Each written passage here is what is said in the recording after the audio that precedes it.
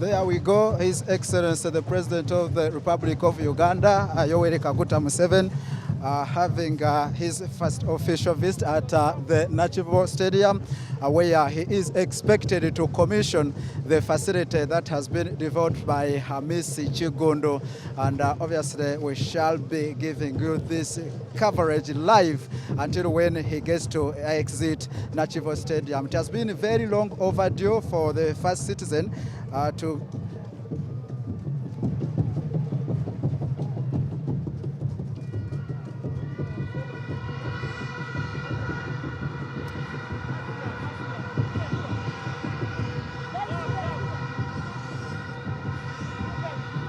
There we go, His Excellency the President of the Republic of Uganda, Yoweri Kaguta Museveni, is right here at nakivubo Stadium, where he is set to commission the stadium, the facility that has been developed by a Ugandan, amidst Kiggundu. And he just arrived a few minutes back, about 5 minutes, and he is being taken through some of the steps here on a guided tour, where we do expect him to cut a tape here as a moment of unveiling nakivubo Stadium before he officially launches or commissions the stadium here. You are watching NBS Sport as we continue to champion Ugandan sport, and we are coming to you live from nakivubo Stadium, and it is the live coverage of His Excellency the Fountain of Order, His Excellency Yoweri Kaguta Museveni, who has just arrived here, and you can feel the ambience in nakivubo Stadium. The people that have been invited here are very, very excited to see the first citizen, obviously, launching this one, as you can see. Obviously, we are going to follow a bit by bit. He's here at the VVIP wing, where if he wishes to come and watch the game, he's going to be seated in the VVIP game. My name is Martin Kadu. I'm working with Fifi Fiona Pink here, as we do give you the live coverage and updates from nakivubo Stadium. Fifi, I believe this is monumental, isn't it? Yeah, it's monumental. Ham and the Ugandans have waited for that all the time. And at the moment when the president arrived, it means it's happening and nakivubo is going to be launched. Yeah, bweti ali ku NBS Sport esawa zino wetuli wano. President Museveni amaze okubeera nga atuuka mu kisaawe kye nakivubo wagenda okubeera nga agulawo ekisaawe kino officially ekyazimbiddwa omuvubuka amanyiddwa nga amidst Kiggundu wa Ham Enterprises, era nga ndowooza we tunaaviira wano atujja kubeera nga officially tumaze okubeera nga tumanya nti ekisaawe kigguddwawo, era bwe tutyo omupiira n'emizannyo emirala nga basketball, emizannyo emirala nga volleyball, emizannyo ng'ebikonde bitandika okubeera nga ate bikyazibwa muno we tulinda activity ki Hamis Kiggundu jana agenda maaso n'okubeera nga ateekawo, but here we are bwatyo wano we tutuuse President Museveni agenda kubeera nga asala teepu eno okusobola okulaba nga ate akola unveiling eri awo maaso ey'ekisaawe kino nga tannaba kubeera nga agenda ate oba oli awo okubeera nga akiggulawo mu butereevu. Oli ku NBS Sport as we champion Ugandan sport, yeyo mbeera nga bweri wano mu kisaawe ekyennakivubo. Mulimu abannakampala bangi nnyo abayitiddwa olunaku olwaleero ogenda maaso n'okubeera nga babeerawo okuba nga babugiriza President Museveni nga agenda maaso n'okubeera nga aggulawo ekisaawe kino mu mbeera emu oba endala. Bwetyo President ali wano mu kisaawe ekyennakivubo. Ekisaawe ekyennakivubo kino kya byafaayo nnyo, bakiteekawo gavumenti y'abafuzi b'amatwalo okubeera nga bayozaayoza bajjajjaffe abalwana mu ssematalo owookubiri, era yo nsonga lwaki bakiyita Nakivubo Memorial Stadium gwe mulimu omukulu ogwagenda mu maaso n'okubeera nga ate gukwasibwa essaawe kino. Naye mu 2015 pulezidenti yennyini yagenda mu maaso n'okubeera nga akiwa omukulu amidst Kiggundu agende mu maaso n'okubeera nga bw'atyo akikulaakulanya, era yeeyo teepu gy'amaze okubeera nga asala. Ladies and gentlemen, His Excellency the President of the Republic of Uganda has unveiled officially Nakivubo Stadium that has been launched, has been developed, and he does test some football. There you go. The ambience, the feeling here is marvelous as His Excellency finally becomes the first Ugandan citizen to have a kick on the ball in Nakivubo Stadium. We remember when the First Lady was here, I remember very well, it was the State Minister for Sport, Honorable Peter Okwanga, who did that for her, but this time the President has gotten the ball and kicked that ball, which officially signifies the launch of Nakivubo Stadium. And where we are headed, you are going to see where he's going to unveil a foundation stone which will officially mark the launch of the stadium. As he heads into the Nakivubo gym, I don't know whether we shall be allowed to enter into Nakivubo gym because the entrance is a little bit small. I don't believe we shall be allowed to enter, but obviously we must take this monumental moment to see that at least we get to capture this moment. There you go.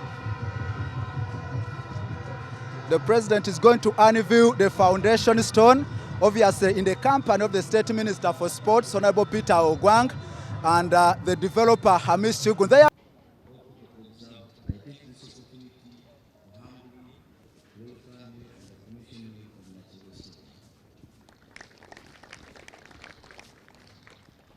Your Excellency, we are humbled by the fact it's because of your guidance and political blessing that I, for one, have been able, as an ordinary Ugandan, to put up such a structure.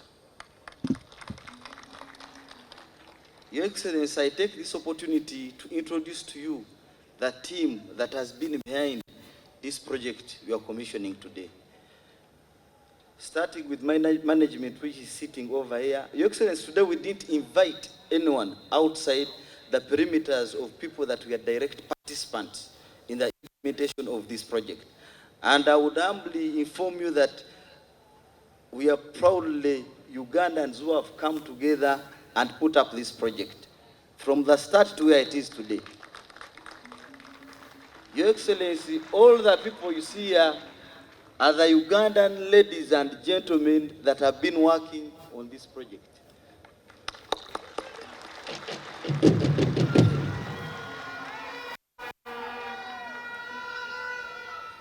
Your Excellency,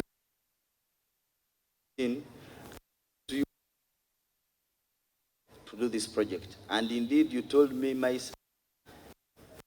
blessing. And Your Excellency, I'm so humbled for the fact that ever since I left in 2014, that was December, I've always had your support and your blessing. Thank you so much, Your Excellency.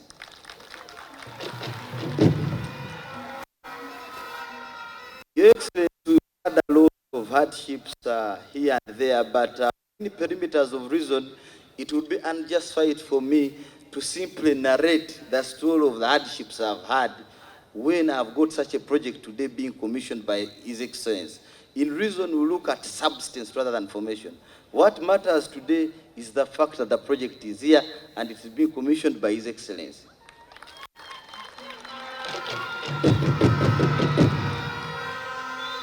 Your Excellency, I for one, I don't expect to be appreciated for doing the same, for I take it for an obligation as a Ugandan that it is my own responsibility to devote myself, but at the same time, develop my country collectively.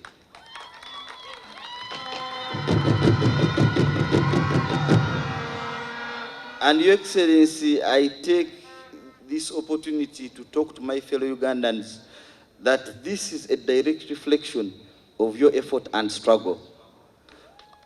The prevailing circumstances created by the current NRM regime is the main reason as to why an ordinary Ugandan like me is able to do such a project. If other Ugandans can fall fit, for I have illustrated that it is a reality and yes, it can be done. So if others fall fit, I'm sure, Your Excellency, we shall develop this country, Uganda.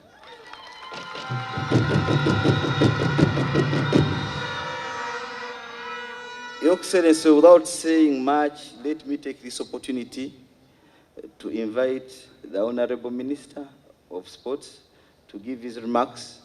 We will later invite you to give us your wisdom and guidance on the same.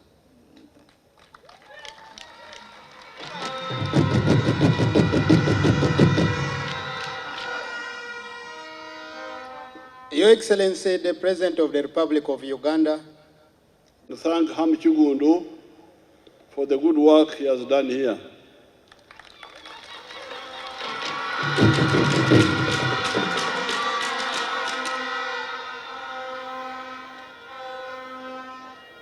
As he said, he came some years ago.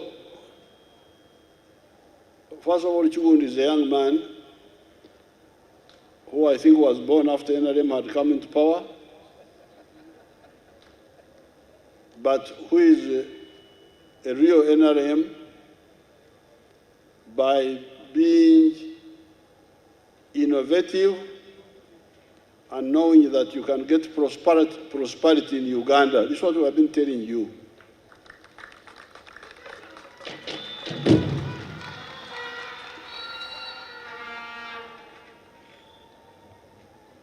Twabagamba bwe twali mu nsiko nti Uganda esobola kwemalirira mu by'okwekuuma. Mu budde obwo Abannayuganda okusinga abaasoma n'abataasoma baali bakimanyi nti bw'oba oyagala kukola ekintu kyonna olina okukola n'Abazungu. Ffe ne tugamba nti nedda, omuddugavu omutwe gwe gwenkana n'ogw'Omuzungu, byonna bye basobola kukola naffe tusobola okubikola, n'olwekyo tetwetaaga ab'ebweru okutuyamba mu bya security. Bwe tutyo bwe That's what we did when we were in the bush. So the government here was inviting foreigners to come and fight for them, but for us we were building Bakadogo in Ruwero. And when the Kadogos came to the town here, we chased, all the armies ran away. Amajagali wano, Agamini, Agobote, Gani, Bonabali wano mutawuni. Fe, abomunsuko bwetwajja, ne baduka. Why? Because NRA was a Ugandan product. It was not a product from UK, from KAR, from no. Amajiga Uganda. Now, that spirit of self-sufficiency, we have put it in economics, we have put it in politics. Like, for instance, when we had the issue of MCIG, abazungu bagamba bwe mutakiriza MCIG tugenda kubasalako obuyambi. Obuyambi bwa kika ki? Wano Uganda byonna bye twetaaga weebiri wano.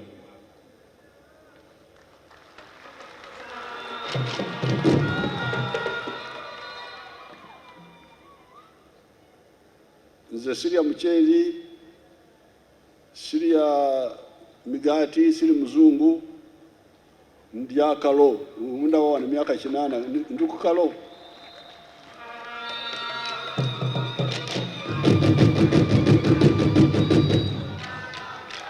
Abantu barubakaba nti engano tegenda kujja engano, nze sirya ngano. Mbeera ku muhogo, gonja, akalo, gemanyi gemulaba ku myaka 8.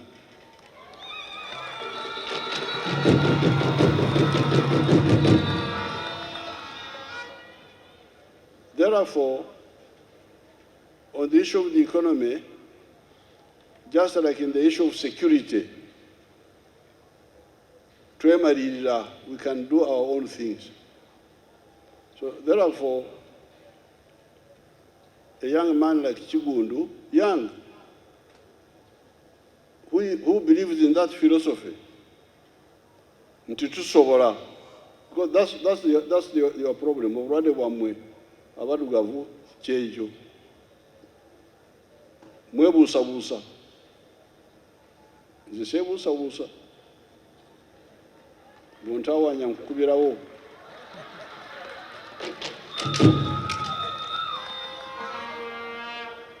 So I want to really congratulate and thank Kiggundu because he has been able to show that attitude, not only in this project, but even in other projects. Kubanga yatandika dda akola ebirala. Now, when he came with this idea, omungeri yange yekiyeekera nagitegeererawo kubanga ffe abayeekera tetulwawo. Bw'olwawo okusalamu ofa, omuyeekera talwawo. So when Kiggundu came, it was a clear idea. There is a government asset called nakivubo. You lease it to me, I develop it using private money,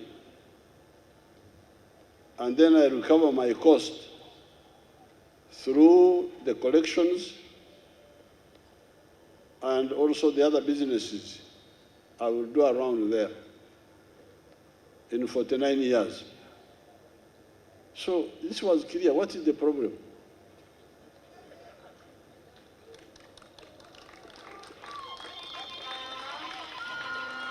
So I told the people involved, I said, you support this man. If he doesn't perform, we shall throw him out. If he performs, he will recover his money. Because what we want is not a government stadium. Obaya government, obaya keresia, it's not important. What we want is a stadium.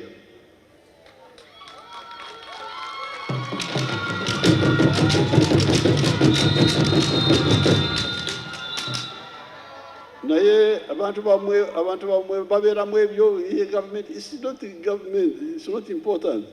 We want a stadium in Uganda, operated or run by whoever, but let it be in Uganda. Because even if it is being run by a private person, abazanyi bwe bajja wano, esente ze baleese mwena mugenda kugabanako, ab'amahoteri, aba taxi, abatunda bya chapati byammwe, abo bonna bagenda kuganyirwa. So let the man use private money and recover his costs from gate collections and from the other businesses around. Naye kubanga abantu bamwe balwawo okufuna ensonga, ate ne bamuteekako board ya gavumenti. Bannange, board yaki? the board yaliwo bwe yali stadium ya government yokka. Naye kubanga kati tuwadde ono nekolera gyange okuba yabaakola omulimu, ye ateekeko boodi eyiye si yammwe aba gavumenti.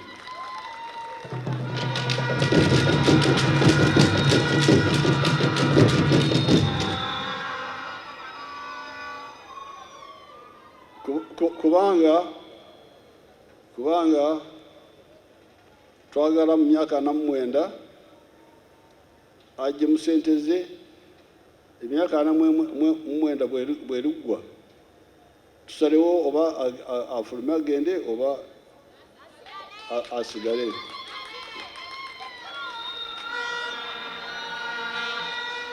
So kati bw'omuteekako boodi yo, singa ebintu bitambula bulungi, omusango gunaaba gwani? Olaba babeerawo just so then some people said,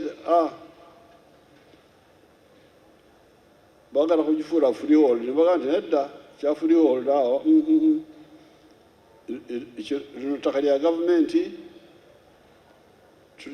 tulyanzise nekolera gyange akoleremu emyaka 49 ajje mu ssente ze, abazzukulu abo baliwo bwe balisalawo ettaka liridda mu gavumenti n'ebikolerwako. Olaba kati amagezi agali awo gekiyekera. Omusajja akozesa ssente ze n'azimba ekintu ekinene nga kino,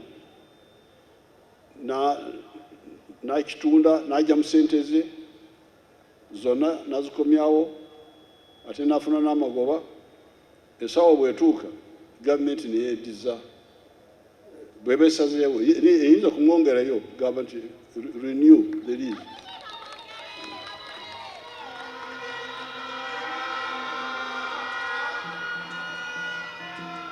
Kati olaba awo tewaliwo afiirwa, kubanga gavumenti erina bingi ebyokukola, erina emirimu mingi, erina okukuba ADF Congo, erina okukola enguudo, amasomero gali awo. Gavumenti is not lacking what to do, so many things. And that's why these stadiums were developed last, because we have so many things. Okugema abaana, okujanjaba, all those are demands. So if you get private sector who can do this type of thing according to as guided by the government, according to the standards of the government, then there's really no problem.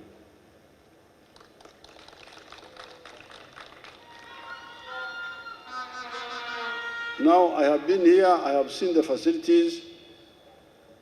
I have been assured that they meet the standards of AFCON and other international groups. So I'm very happy. So we now have Nambole, which is the government one. This one is also government, but now leased to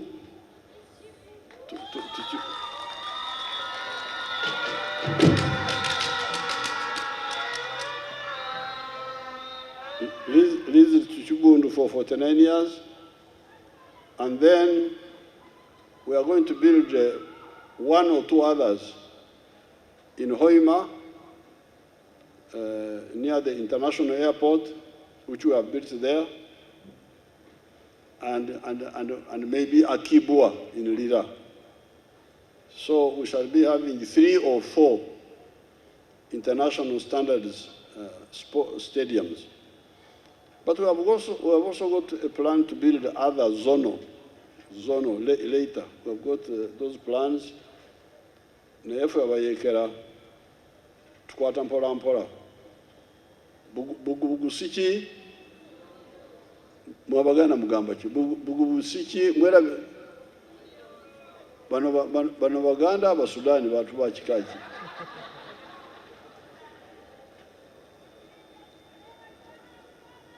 bugubusiki akola ki.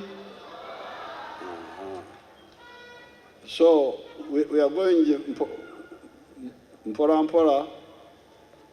We shall in the future have at least one zonal stadium. Bugembe, in Busoga, the one in Mbale, Maluku. Those sites are there. We are keeping them. I've been watching them. Kacheka, in Mbarara, Kabale, the other one of Fort Potro, Buhinga, the Peche, they are there. Those stadiums are actually there. The sites, they just need renovation. Peche in Uguru and even Soloti, they have one there. So they are there. In Tororo, there is. We shall handle those later. So therefore, I want to congratulate. First of all, congratulate Ham Kiggundu for his innovative spirit.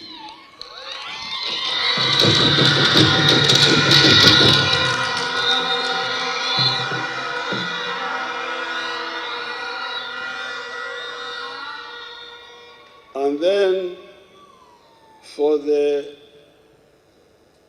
smart policy of the NRM of using the private sector. This using of the private sector started from the beginning.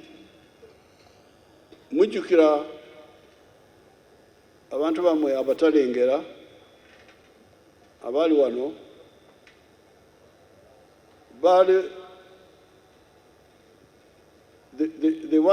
they like to monopolize problems. I don't know why.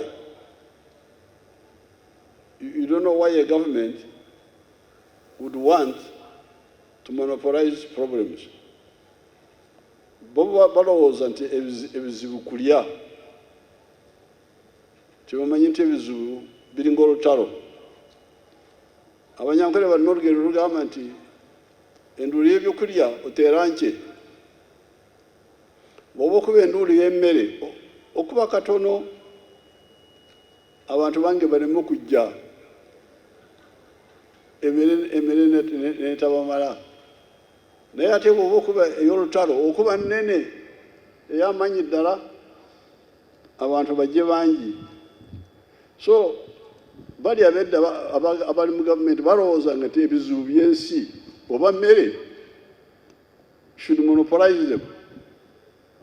Nze wa NRM nkimanyi nti ebizibu lutalo. N'olwekyo bwe nkuba enduulu nkubira ddala ey'amaanyi. Mujje mutuyambe ayagadde yenna. Temulaba abantu bembaleetera abachina bajjudde wano, abayindi, abawarabu, mwe aba wano, ab'ekika ky'ente, ab'emmamba, bonna bajjudde wano. Buli alina kyasobola okukola akikola. Naye mujjukira abakulu bano abangi baana bato tebabimanyi. Naye bano abakulu bandibadde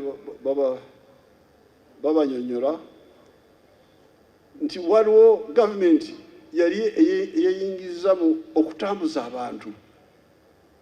Transport gavumenti eyagala okwefuga ebizibu by'okutambuza abantu. Yalina bwakampani bubiri bwa bus. Akamu bakayitanga UTC, akalala People's Bus. Bwakampani bubiri bwokka. Lwaki gavumenti oyagala kwefuga ebizibu bino by'Abannayuganda okutambula? Abagenda kuloga, abagenda kukola ki, abo bonna ofudde mulimu gw'okubatambuza. Abagenda kuseera ekiro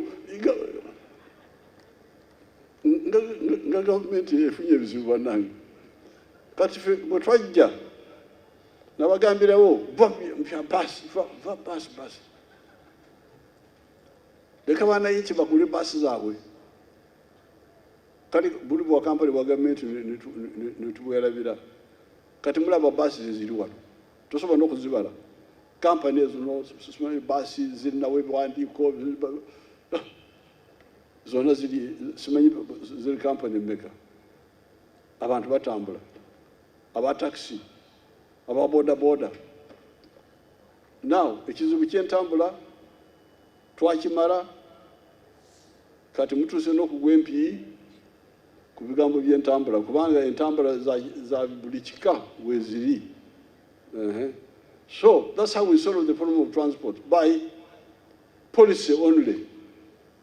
Muleka abantu abagala kusaabaza abantu bagende mu maaso, abagala kusaabaza abantu bagende mu maaso, abagala okwetika emigugu bagende mu maaso.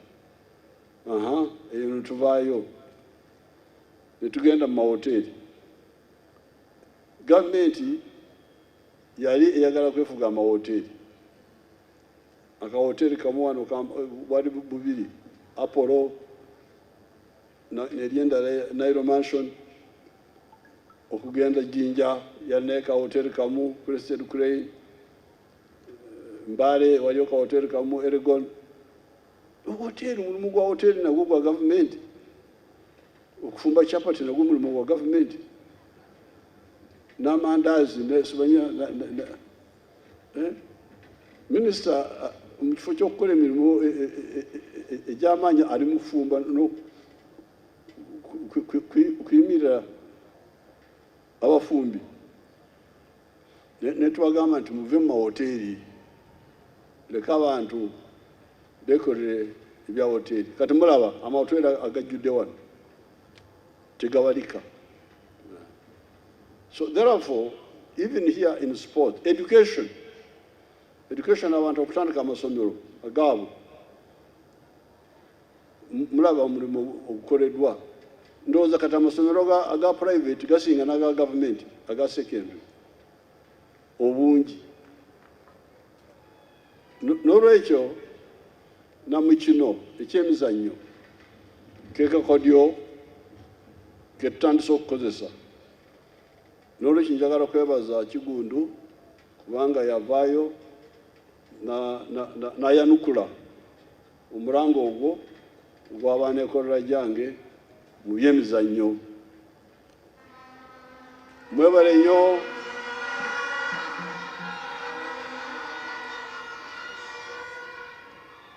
Mwebale nnyo abakozi ne Kiggundu.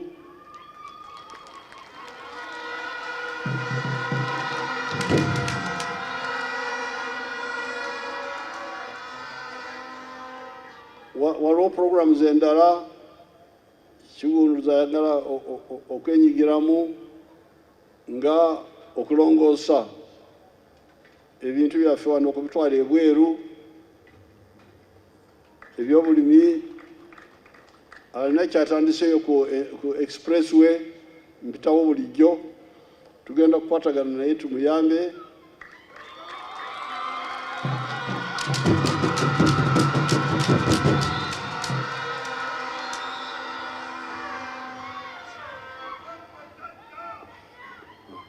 Mwebale nnyo, mwebale ddala, mugende mu maaso n'emirimu gyammwe gye mukola. Thank you very much.